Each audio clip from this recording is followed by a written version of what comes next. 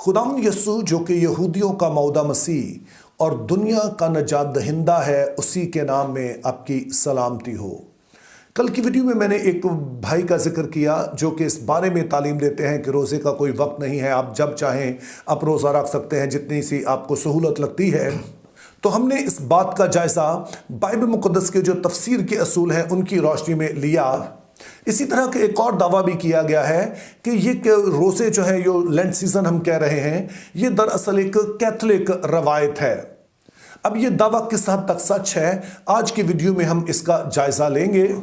तो एक चीज़ जो कि सारे मसीहों को समझ लेनी चाहिए कि जो लफ्ज़ कैथोलिक है और जो लफ्ज़ रोमन कैथोलिक है, ये दो अलग चीज़ें हैं। कैथोलिक का लफ्ज़ी मतलब बनता है यूनिवर्सल, जिसका मतलब है कि तमाम की तमाम कलीसिया, और जब हम रोमन कैथोलिक कहते हैं तो ये ख़ास एक डिनोमिनेशन की तरफ इशारा है कि जिसका हेड ऑफिस जो है वो रोम में, या स्पेसिफिकली कहें हम तो वेटिकन में है। तो जब हमारे ये भाई दावा कर रहे थे कि रोज़े दरअसल कैथोलिक रवायत है, तो उससे उनकी बुनियादी तौर पर मुराद ये थी कि ये रोमन कैथोलिक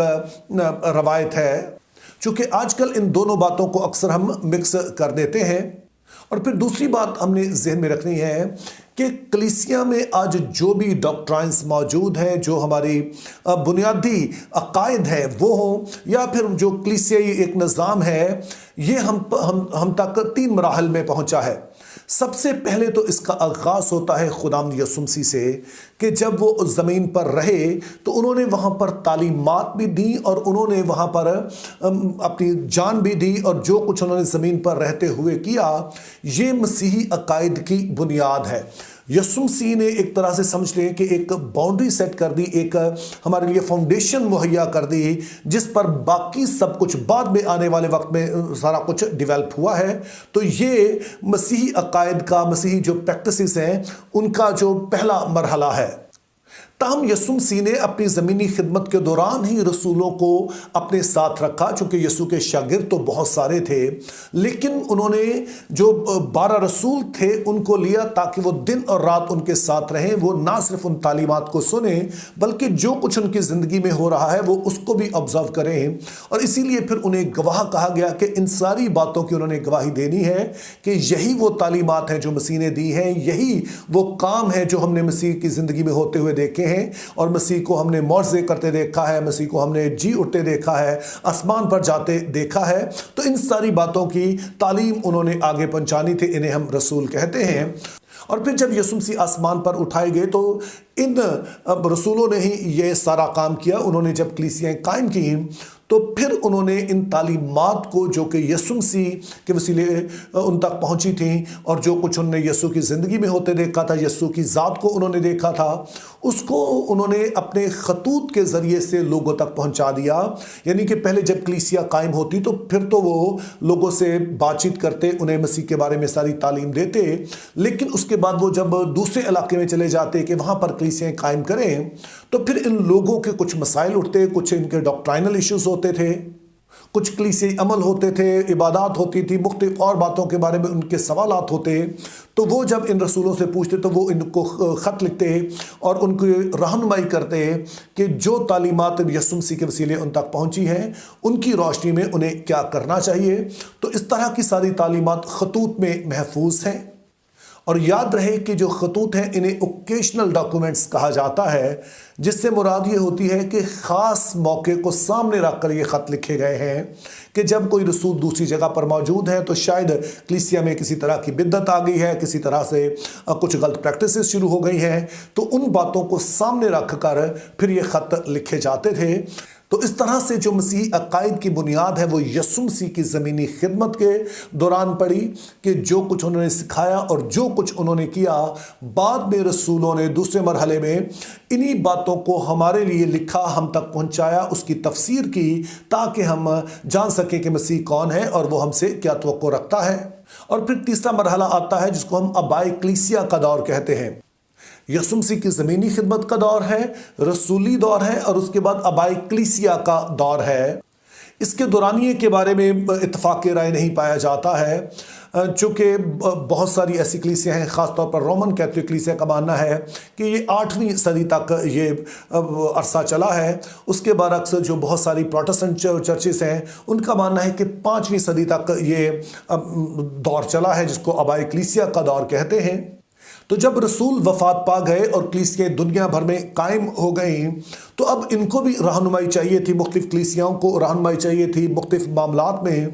تو پھر وہ رسولوں کے آگے جو شاگرد تھے انہوں نے ان باتوں کو جا کر بیان کیا، اور انہوں نے دراصل 4 طرح سے کام کیا۔ پہلے نمبر پر تو وہ ساری جو تعلیمات تھی، جو رسولی تعلیمات تھی مسیح یسوع کے متعلق، وہ سارے عقائد جو ہم تک پہنچائے گئے ان کا انہوں نے تحفظ کیا۔ چونکہ جب مسیحیت کا آغاز ہوا تو ایک بالکل ہی ڈیفرنٹ ورلڈ ویو میں ہوا، ایک رومن جو ورلڈ ویو تھا اور وہ مسیحی عقائد سے بالکل متصادم تھا، تو بہت سارے سوالات اٹھتے تھے۔ تو یہ لوگ تھے جنہوں نے مسیحی عقائد کا تحفظ کیا، جو کچھ انہوں نے رسولوں سے سنا تھا، جو کچھ بائبل مقدس میں لکھا تھا، جو کچھ انہوں نے خطوط میں لکھا تھا، جو انجیلی بیانات میں لکھا تھا، تو ان لوگوں نے اس کا تحفظ کیا۔ یہ آبائی جو کلیسیاں ہیں یہ ان کی پہلی ذمہ داری تھی۔ اس کے علاوہ چونکہ جو خطوط رسولوں نے لکھے یہ مخصوص کلیسیاؤں کو لکھے، تو اب اس کی مزید تشریح کی ضرورت تھی، تو اسی لیے آبائی کلیسیا نے ان کی تفسیر و تشریح کی تاکہ لوگ بہتر طور پر وہ ساری باتیں جو کہ انجیلی بیانات یا خطوط میں لکھی ہیں ان کو بہتر طور پر سمجھ سکیں۔ اور تیسرے نمبر پر وہ ساری تعلیمات جو کہ انجیلی بیانات یا پھر خطوط میں پائی گئی ہیں، اب ان کو ایک سسٹمیٹک وے میں انہوں نے بیان کیا۔ جیسے میں نے کہا کہ یہ خطوط جو تھے یہ اوکیشنل ڈاکومنٹ سے، خاص موقع پر لکھے گئے، کسی خاص یسوع مسیح کے ذات کے پہلو پر بات چیت کی گئی۔ تو پھر ان آبائی کلیسیا نے ان سبھی کچھ کو اکٹھا کیا اور اس کی روشنی میں انہوں نے کوشش کی کہ اس کو ترتیب وار بیان کیا جائے۔ مثال کے طور پر آپ علم المسیح لے لیجئے کہ اگرچہ کہ مسیح کے بارے میں تعلیم جو ہے وہ انجیلی بیانات میں اور خطوط میں ہر جگہ پائی جاتی ہے، لیکن اس کو پھر انہوں نے ایک سسٹم کے تحت قائم کیا، جس کو آج ہم کرسٹولوجی کہتے ہیں، علم المسیح کہتے ہیں، آپ سیمنریز میں پڑھتے ہیں۔ یعنی کہ جو تعلیمات مسیح کے متعلق بائبل مقدس میں خاص طور پر انجیلی بیانات اور خطوط میں موجود تھیں، ان کو یکجا کر کے ترتیب کے ساتھ انہوں نے بیان کیا، اور ان سب کو اس طرح سے بیان کیا کہ سارے لوگ ان کو سمجھ سکیں۔ ایسی ٹرمز انہوں نے دریافت کی جیسے کہ آج ہم کہتے ہیں کہ یسوع مسیح کامل خدا اور کامل انسان ہے، تو نہ تو کسی خط میں اور نہ ہی کسی انجیلی بیانات میں یہ پورا جملہ آپ کو نہیں ملے گا، بلکہ یہ دونوں باتیں مختلف جگہوں پر ملیں گی۔ تو جب ان آبائی کلیسیا نے ان ساری چیزوں کو یکجا کیا تو اس طرح کی اصطلاحات ہیں وہ انہوں نے مرتب کی تاکہ ہم آسانی سے مسیح کے متعلق یاد رکھ سکیں کہ وہ کون ہے اور اس نے کیا کیا ہے۔ اور پھر آبائی کلیسیا نے جو چوتھا بڑا کام کیا کہ جب کلیسیا قائم ہو گئی تو وہ باتیں جو کہ بائبل مقدس میں یا پھر ہم نئے عہد نامہ میں موجود تو ہیں،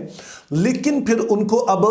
کلیسیا زندگی میں لے کر آنا ہے۔ اس کے لیے انہوں نے کوئی ایک نظام بنانا ہے تاکہ جہاں پر بھی کلیسیا ہو وہ آسانی کے ساتھ اور ایک بہتر انداز میں ان ساری باتوں پر عمل کر سکے۔ مثال کے طور پر یہ تو ہمیں پتہ ہے کہ کلیسیا نے عبادت کرنی ہے، لیکن نئے عہد نامہ میں کہیں پر بھی آپ کو ٹھیک وہ ترتیب نہیں ملے گی جس طرح سے ہم آج عبادت کرتے ہیں۔ یعنی کہ کہیں پر بھی یہ نہیں لکھا ہے کہ آپ نے جب اکٹھے ہونا ہے تو پہلے آپ نے 3 یا 4 گیت گانے ہیں، اس کے بعد آپ نے سرمن دینا ہے، اس کے بعد آپ نے ہدیہ اکٹھا کرنا ہے، اس کے بعد آپ نے دعا کرنی ہے، اور اس کے بعد آپ نے کلمات برکات کر کے پھر آپ نے بھیج دینا ہے۔ یہ باتیں مطلب مختلف طریقے سے موجود ہیں، لیکن ان سبھی چیزوں کو یکجا کر کے جو ایک کلیسیائی زندگی کے لیے مختلف عوامل ہیں ان کو ترتیب دیا گیا تاکہ ایک اچھی ترتیب کے ساتھ، ایک کرینے کے ساتھ، سلیقے کے ساتھ عبادت ہو سکے۔ تو یہ سب کچھ آبائی کلیسیا نے مقرر کیا۔ انہی میں ہمارے یہ روزے بھی ہیں۔ یہ جیسے میں نے پہلے بھی بعض ویڈیوز میں بتایا کہ 325 عیسوی میں جب نقایا کی کونسل ہوتی ہے تو ایسٹر کا جو دن ہے وہ بھی مقرر کیا گیا، اور اس کے ساتھ ہی یہ روزے بھی مقرر کیے گئے کہ ایسٹر کے دن وہ لوگ جو بپتسمہ لینا چاہتے ہیں وہ لے سکتے ہیں، لیکن اس سے پہلے یہ 40 روزے وہ رکھیں تاکہ اس دوران وہ اپنی زندگی پر غور کر سکیں، اپنے گناہوں پر ماتم کر سکیں، خدا سے فضل مانگ سکیں کہ جب وہ بپتسمہ لیتے ہیں تو اس کے بعد وہ ایسی زندگی بسر کریں جو کہ خداوند کے حضور میں پسندیدہ ہے۔ بہرحال ہمارا جو مین ٹاپک تھا کہ کیا روزے رومن کیتھولک روایت ہے، تو اس کا جواب ہے نہیں، بلکہ ہم دیکھتے ہیں کہ یہ آبائی کلیسیا نے مقرر کیے، ایک خاص مقصد کے لیے مقرر کیے، جس کا مطلب بنتا ہے کہ ہم جس بھی ڈینومینیشن سے ہوں یہ ہم سب کی سانچی میراث ہے، اگرچہ کہ یہ کسی پر بھی فرض نہیں ہے، البتہ جو رکھتے ہیں ان کے لیے مفید ضرور ثابت ہو سکتے ہیں۔ Think biblically, live purposefully, have a very good day.